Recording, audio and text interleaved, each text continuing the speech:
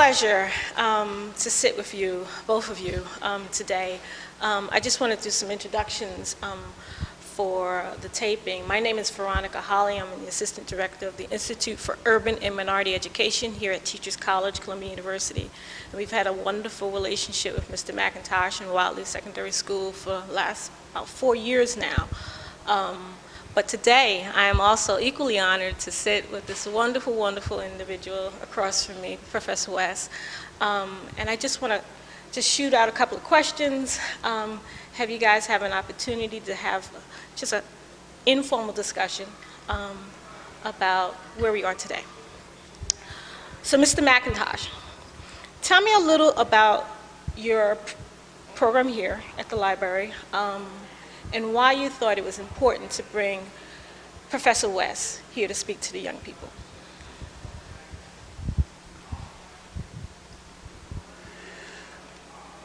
I think of a verse from the Bible, and if memory serves me correctly, I think it's Proverbs 4:23. And it says, above all else, protect your heart. It is where your life comes from. And our children are our hearts. And if we don't protect them, we don't have any life. So as you ask that question, that particular verse, and I hope I have quoted it accurately, I think it's Proverbs 4:23.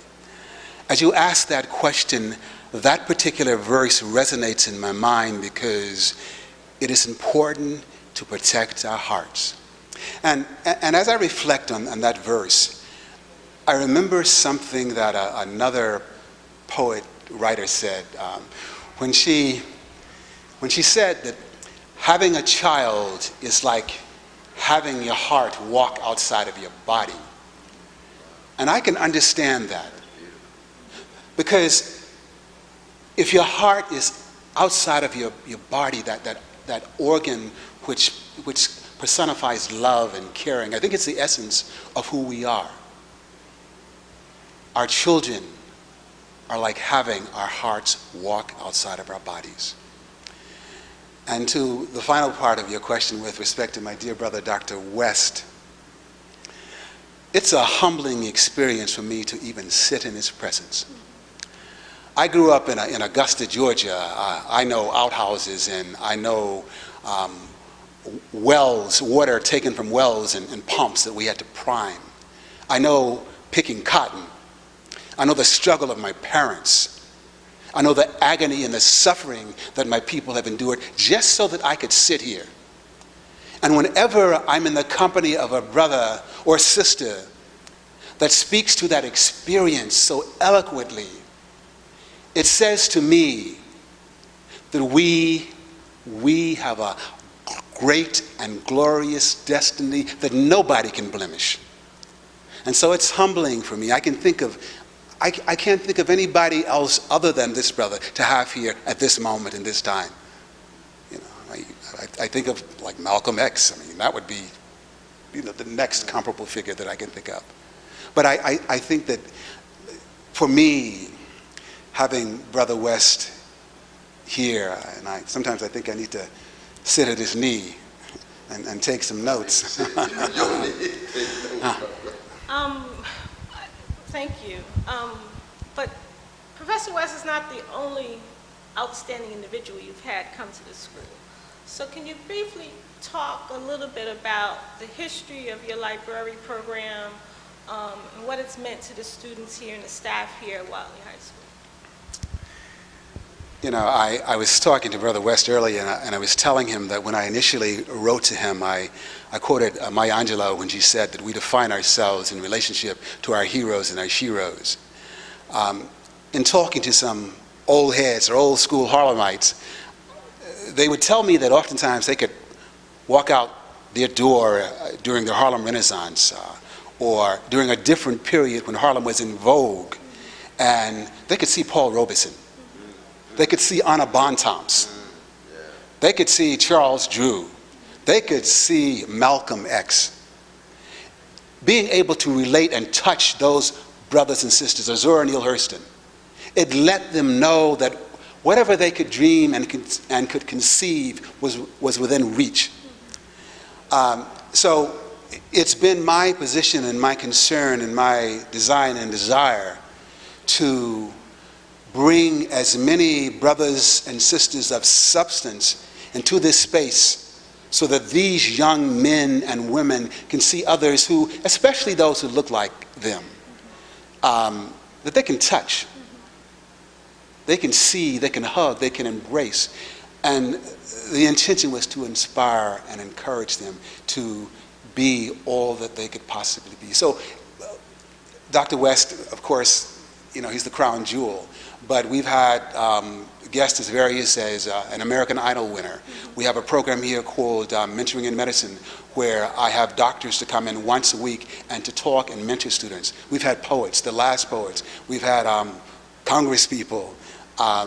Just this past month, during Latino Heritage Month, we had a brother who is an assistant district attorney, Jose Fanjul. So what we try and do is to give them a plethora of disciplines.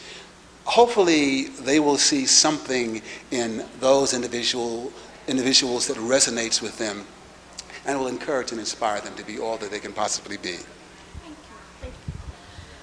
Professor West, we understand you will be joining Union Seminary in the next couple of months. Can you share with us a bit of the flavor, the taste that you're going to provide some of your students there at Union in terms of lectures or the courses that you may bring? Can you share with us a bit of what it's going to be like? Let me just first say it's a blessing to be in dialogue with you and to sit here with this brother who is not just a special brother, but I think it's fairly clear that he is touched by a power greater than him, and he has heeded the call. And so his spirit really set the whole tone and atmosphere of what we just experienced, and it was one of the most beautiful experiences I think that any of us could have had. And I want to thank you for that, though, brother. I want to thank you for that, though, brother, very much so. And what I'm trying to do really is build on the same tradition that he and I are a part of at Union Seminary, because that's basically what I do wherever I go. It could be Yale, it could be Princeton, University of Paris, or whatever. You got to be yourself, and you bring who you are with you in terms of the people who shaped you and how you try to build on them. And Union, of course, is a very unique institution because it brings together both the life of the mind and a robust, uninhibited, prophetic Christian witness. When you bring that together, you really get the spirituality of genuine thinking and the spirituality of genuine loving. And that's very much, I think, what the cross is about. People who were thinking Jesus going to the temple and critiquing Hollywood, White House, and Wall Street at the same time. That's what the temple was at that time. And of course, he's crucified for it because he loves so. And Martin the same way, Malcolm the same, Fannie Lou, we can go on. A lot of anonymous, nameless folk we don't even talk about, but we know in our lives the same way, mind, heart, and soul. So it's just a beautiful thing to me, for me to be here. And most importantly, we're going to have to fight to keep, preserve, and expand this grand institution. You mentioned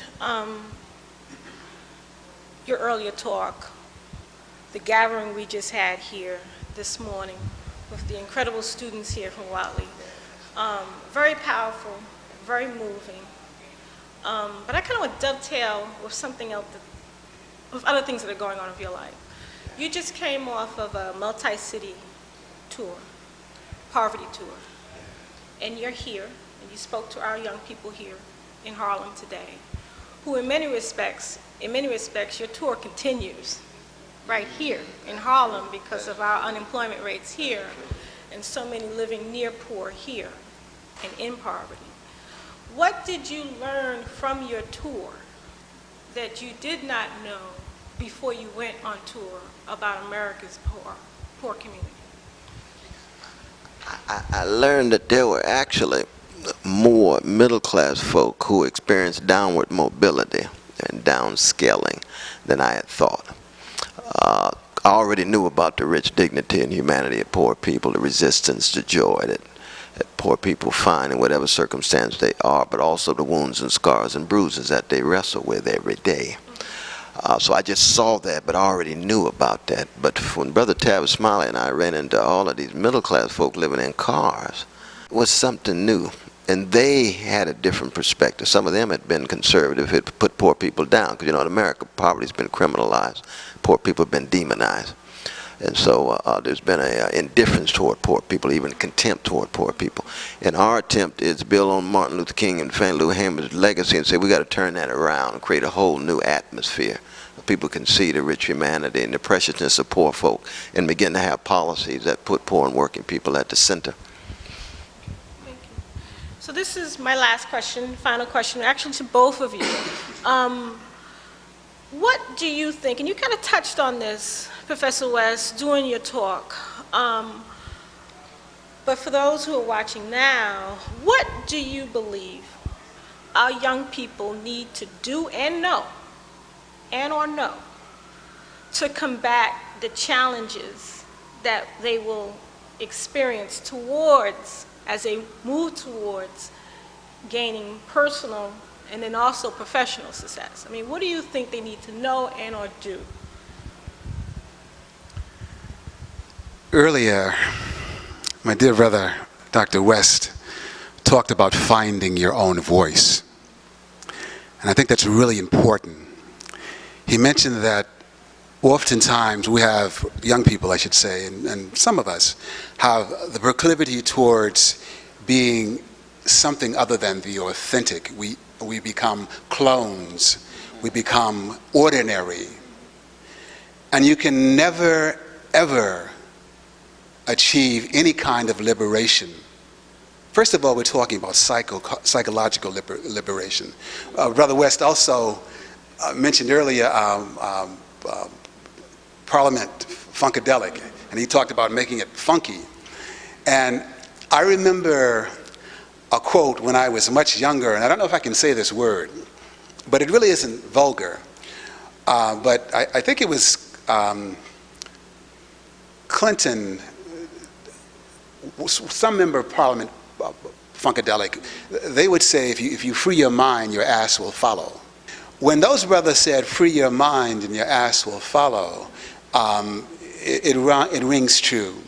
We have to liberate our minds. And I think liberation comes first and foremost with knowing who we are. The Bible says, ye shall know the truth, and the truth shall make you free. If we embrace and struggle to know the truth and make that truth a part of who and what we are, we have to make a decision as to whether or not we're going to follow that truth or whether or not we're going to hang back and be inauthentic and be less than real. So I think what they must do, first of all, is to find that voice. And find that voice means learning who and what you are. You have to know your history. You have to know the struggles of your people. You have to know where you come from. And if you acquire that knowledge, I think it ultimately leads you to love. First, you love yourself. If I love myself, I won't do you any harm. If I love my brother, I'm not going to let you roll up on him and do him something that's wrong and that's not right. So, specifically, a knowledge of self, which requires a lot of work. And hopefully that knowledge will result in love. If we learn to love each other, there's nothing that we can't do. Pharaoh, Goliath, I can be little David and sling my slingshot and slay him. As long as the powers that be can keep us separated and keep us from loving each other, we're going to be like Sisyphus, pushing that rock up that mountain, and it's going to come right back down. So what I'm saying, my dear sister, is this. We have to, first of all, in very practical terms, very real terms, love each other.